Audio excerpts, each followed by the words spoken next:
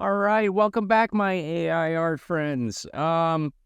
This week we're gonna do another style video, and last week or 2 weeks ago, we got style referencing, and that's kind of messed with my brain because it's made it so easy to capture styles directly from images and not needing to go into the prompting. But after a little thought, I was like, it's really important to continue our education and have knowledge of the art and the styles and the movements and everything that we're putting into our prompts. And, combine this with a style reference, and you're going to get a more complex image. You're going to have more control over getting the output that you want, and leading the charge on what images you're getting.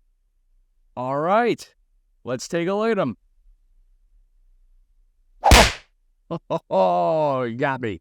All right. So this week I'm looking at art supplies that we can use as art styles. Some art supplies are so iconic that they've kind of created their own art style. And the first one I want to go with is the Copic Marker. When I think of Copic markers, I think of automotive design. They're used a lot in mechanical drawings to add light and shadow to really define a shape. Now, of course, now we do a lot of work digitally, obviously, but Copic markers are a fantastic design tool, and you can build lights to darks, and you almost get like a watercolor. They're alcohol-based markers. So let's take a look what Copic markers do in Midjourney. And let's click in there. And here's a woman with Copic markers. You can see the building of the skin color, and probably, it's a very layered look. It's a marker look, but it's layered, and it has not dimension, but depth to it. And you can really build on your colors. Here's a burger. I think this one turned out really well. Midjourney did kind of take it to almost a watercolored area, because with Copic markers you tend to it's linear. I don't want to say it's just linear, because you can use it any way that you want, but it doesn't bleed in the same way a watercolor would. Here's a forest, same thing. This would look kind of like a Copic marker with a black marker over it, a black ink, a pen and ink on top of our Copic coloring. Here's a house. You can see where you really get the feel of the Copics, these shadows underneath these overhangs. You have the blue, and then you can see an artist adding to it and darkening it, and creating those gradations with the Copic marker. Here's a man, and Midjourney gave us the paper that he was drawn on. You can fix that in Photoshop. Anyway, same thing. You can lay your base layer, and then build up your shadows. And this is what I really associate Copics with, and this is automotive, industrial design. And you can in here in the flaring, you can really see the shadowing and how they build that up using, you can have like a 10% marker that you do everything, and then add a 20 to add more shadow, and build and build and build. And here's our octopus, same thing. I guess what you would say is it's a transparent layering with these markers, and it makes incredible looking stuff. And here's Copics. Looks like Copics over an ink drawing of a skull, and very cool. It gives you the dual lighting, sandwich board lighting on the skull, and very interesting that Midjourney knows to catch the red over on that one. I like this one. Here's our tree, and if you look at the bottom of the tree, it almost looks like a Keebler elves could live in this tree. It's got like a doorway to it. It's pretty cool. But you can see the way the different colors are laid down, and they're laid down in these dashes and dots and dashes, and that's how I would expect somebody to use Copics. So There you go. And Copic markers are also used a lot in concept art in movies and video games. A lot of artist friends of mine are huge fans of those. All right, check those out. All right, our next one is the Koh-i-noor rapidograph. This one's going to date me a little bit. These were Indian ink pen and ink sets that you used to buy, and you get from the finest detail all the way up to these wide inking pens. And it was really weird because the wider they were always flat. It wasn't like there was a rounder tapered thing. It was, and you would press down, it would release the ink.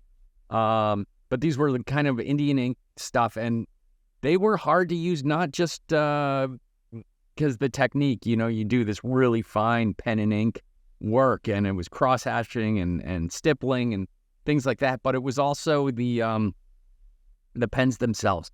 You would be using them, and you constantly had to shake them to make sure, like, it wasn't clogging, like the ink wasn't drying up and clogging up your tip. And the worst thing is, like, you could shake it, and it could build up a little bit of residue, and then you could get like a big drop of ink on your artwork, and it would just destroy it. It was very frustrating to use. But anyway, I used these when back in, I'm not going to date myself. Let's just say Dragon magazine was popular, and I would do pen and inks of artwork that I saw in there, and I would reproduce them, and it was a great learning exercise, and but they were very, you had to really be a craftsman with them to get to use them, and to get to use them properly. They weren't cheap, and they came in this case that you had a sponge in it that you would dip water into and then seal them, and that kept the humidity of the tips, because you would take the tips off the pen.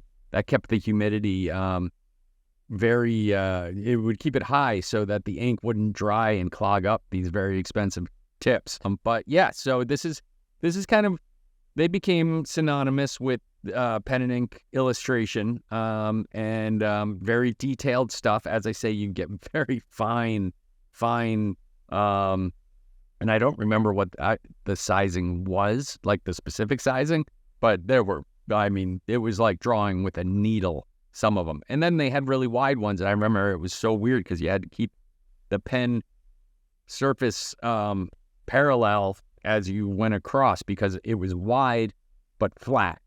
And I think there was like a little nib in the middle of it that let the ink out, and then like it was almost like the surface of the pen like would push it along. Very interesting. You had to be like a monk to use these things. They were tough.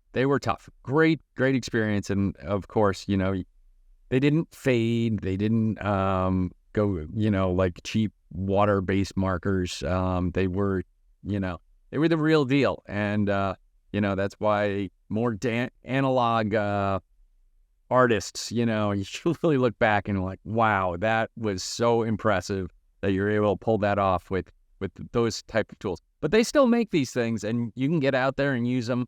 I just remember them from long ago because, once we got digital illustration and stuff, it's very hard to go back to these practices that could be destroyed so quickly and so easily. All right. I think even the non-analog artists are going to recognize the name of this one, and it's Strathmore. If you've taken any art class, you've probably gone into a five and dime and bought a sketchbook, and that sketchbook brand is probably Strathmore. They've been around forever, and I don't mind them diminish them. It's just you can get them in grocery stores and dime stores and things like that, because they're just so prevalent. Like, that is the sketchbook that everyone starts with. You get into, and they have a wide range. You can get into more advanced papers and sketchbooks, but Strathmore, everybody knows. Everybody. Let's take a look at putting this in as a style.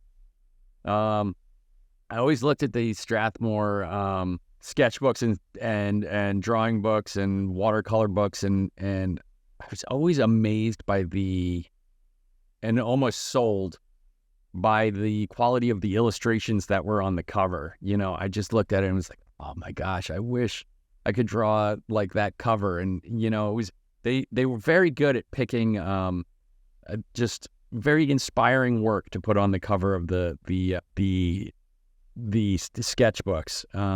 The hardest thing about working in sketchbooks, and I've filled up lots of them, is always the first page. The first page is brutal, and rarely do you ever nail it. So it looks like in using Strathmore, I'm getting colored renderings and stuff.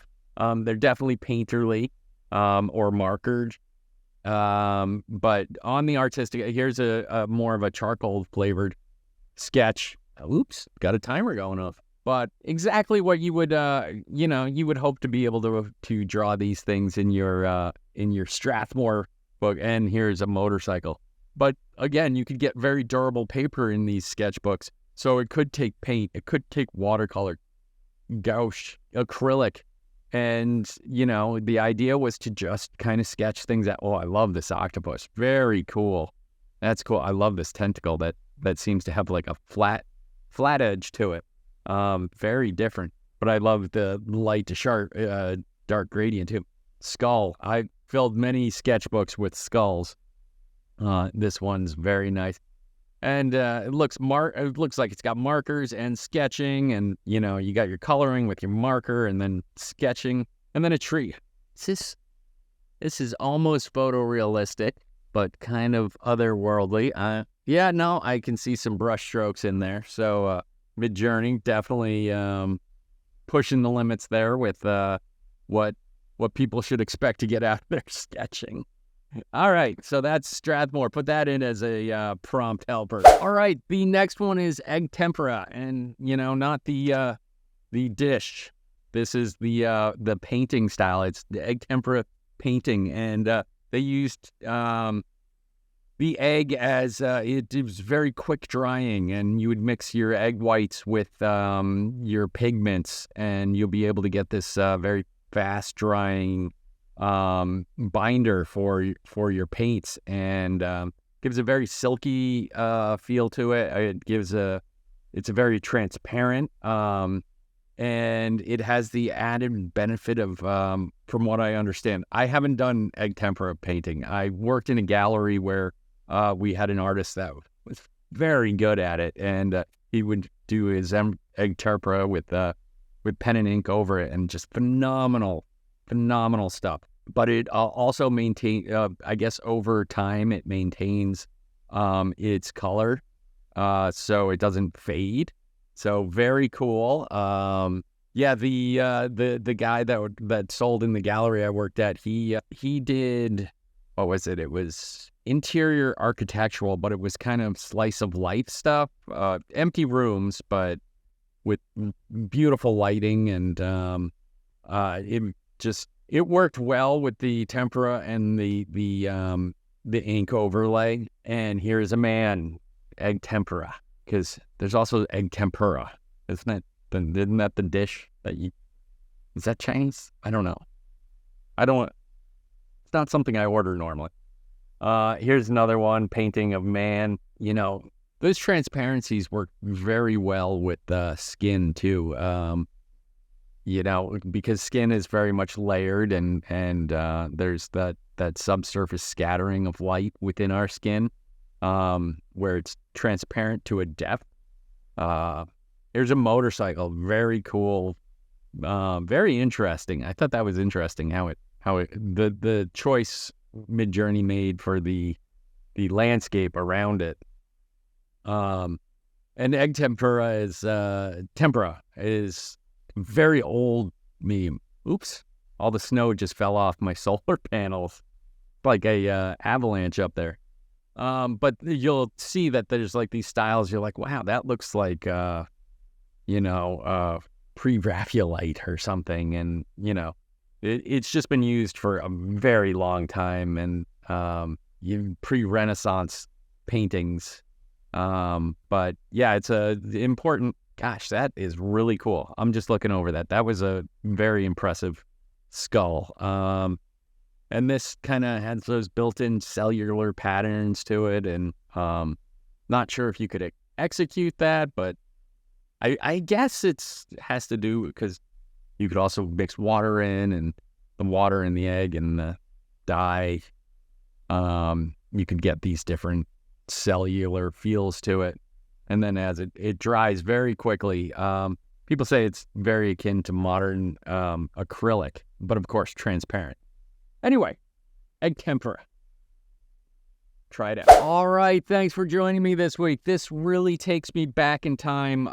One of my most favorite things used to be to go to these huge, in the New York City area where I grew up, there were these huge art supply warehouses, and you could get anything, and I could go in there for hours and just be inspired by the tools that you could buy to create art. And I wanted to try them and make my own art and do all these things. And,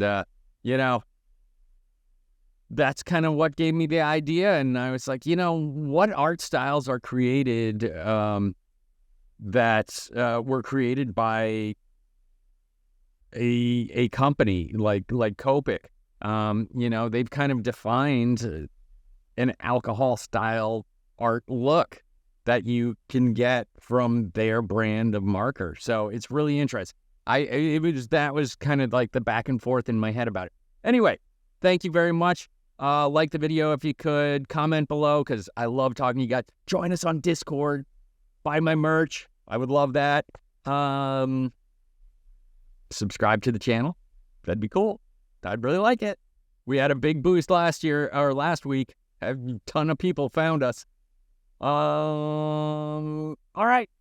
Till next week.